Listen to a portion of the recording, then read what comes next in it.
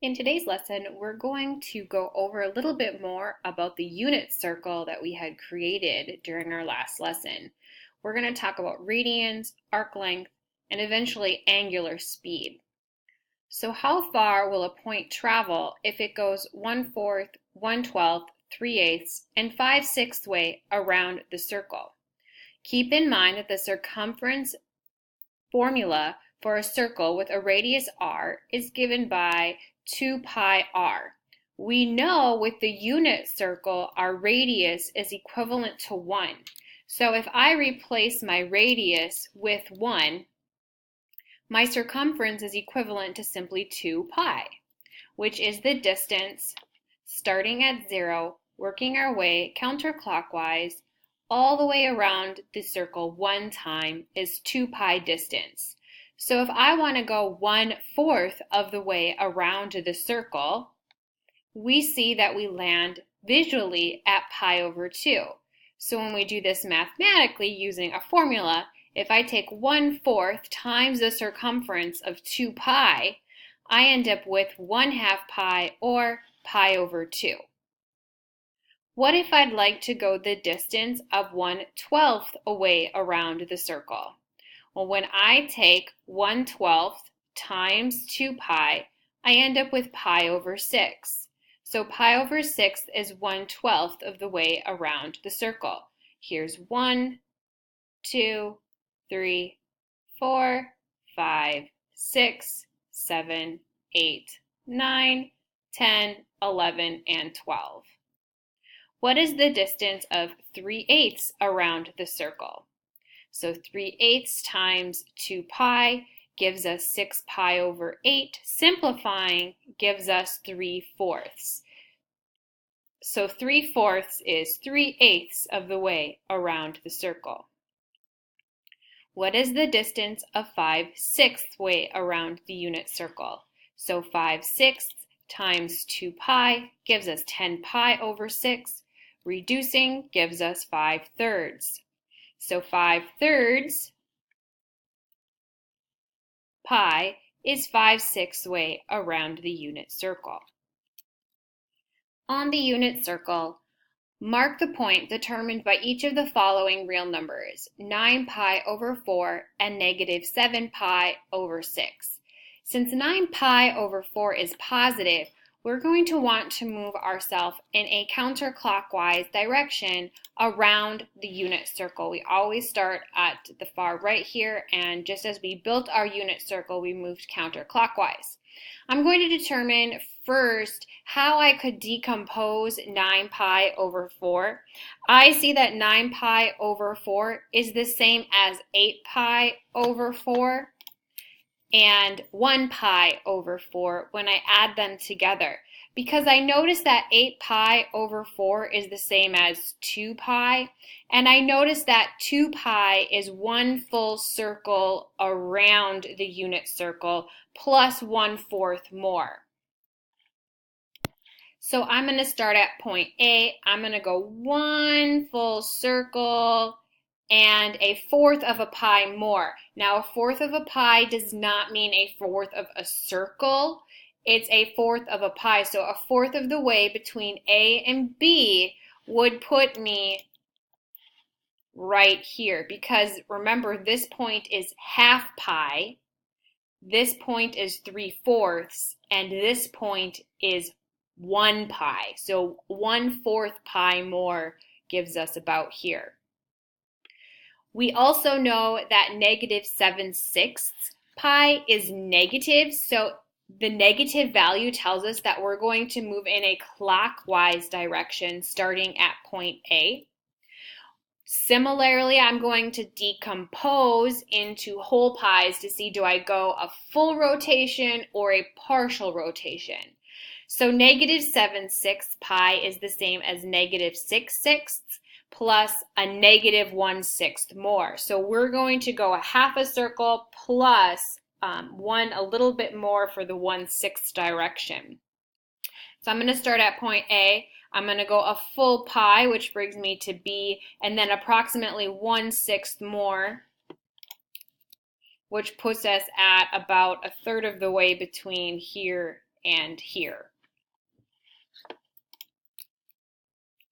We can convert between degree measures and radian measures since we know that in 1 pi we're going halfway around the circle and that's 180 degrees. We create ourselves a proportion. So to convert from degree to radian, we multiply by pi radians over 180 degrees, and vice versa. If we wanted to convert from radian to degree measures, we multiply by 180 degrees over pi radians. So our first two examples are to convert each of the following degrees to radians. I have 120 degrees, and then what happens when we have negative degree values. So I'm going to take 120 degrees and multiply by pi radians over 180 degrees. Notice when this happens, our degree values cancel, and when I simplify, we end up with 2/3 pi radians, and when we multiply by 2/3 by pi, we get approximately 2.09 radians. We can do the same even if we have negative values. We're still going to multiply it by pi radians over 180 degrees. This gives me negative 297.25 degrees over 180 degrees times pi. Again, our degree values cancel. When I multiply by pi and divide by 180, we get approximately negative 5.19 radians. Let's convert from radians to degrees. This time we're going to multiply by 180 degrees over pi radians. So if I take 3 pi over 4 radians and I multiply it by 180 degrees over pi radians, notice that our pi values are going to end up canceling one another out, leaving us with just the degree values. So when I multiply and divide, we get approximately, or I shouldn't say approximately, exactly 135 degrees. If I have 8.5 radians, we're going to multiply that still by 180 degrees over pi radians. Take a look, our radians end up canceling each other out, giving us 8.5 times 180 degrees divided by the value of pi. Because pi is not an exact value, we get approximately 487.1 degree. If there is no unit given for a rotation, we assume that unit of rotation is in radians. So if we don't see a degree value, we don't see radians listed directly after it, we would assume it's in radians. Find a positive angle and a negative angle that are coterminal with 2 pi over 3. There are an infinite number of possibilities here, and each one of us in class could come up with something different, right? So ideally, if I have 2 pi over 3, all I want to do is add one rotation, and it's going to give me the same exact location from where I started to where I ended. So by adding 2 pi or any multiple of 2 pi, we'll end up exactly where we started, hence the coterminal portion. So if I have 2 pi over 3 and I add one full circle or one full rotation from 2 pi over 3, we want to have a common denominator. So 2 pi over 3 plus 6 pi over 3 gives us 8 pi over 3. And that will land me exactly where I started. Similarly, I could go backwards. I could work clockwise. And this time I'm going to go clockwise 3 times around the circle.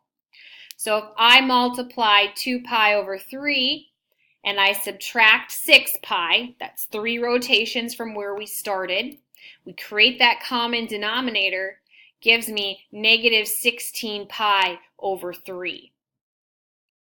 Let's find the complement and supplement of pi over 6. So the complement we know adds to 90 degrees. So we're within this portion here. We're within here.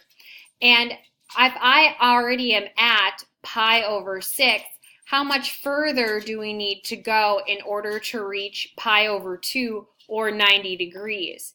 We can then take pi over 2 and subtract pi over 6, creating that common denominator. So 3 pi over 6 minus pi over 6 gives us 2 pi over 6, or simplifying to simply pi over 3. So we need from pi over 2, subtract pi over 6. This distance is 1/3 pi. If we want to find the supplement, we want to add to 180 degrees, or the same as pi. So the supplement of pi over 6 can be found by taking pi, subtract pi over 6, and we could probably do that in our head knowing that we see 5 pi over 6 here, but we'll continue on creating that common denominator. So 6 pi over 6 minus pi over 6, and we end up with 5 pi over 6, which is the supplement of pi over 6.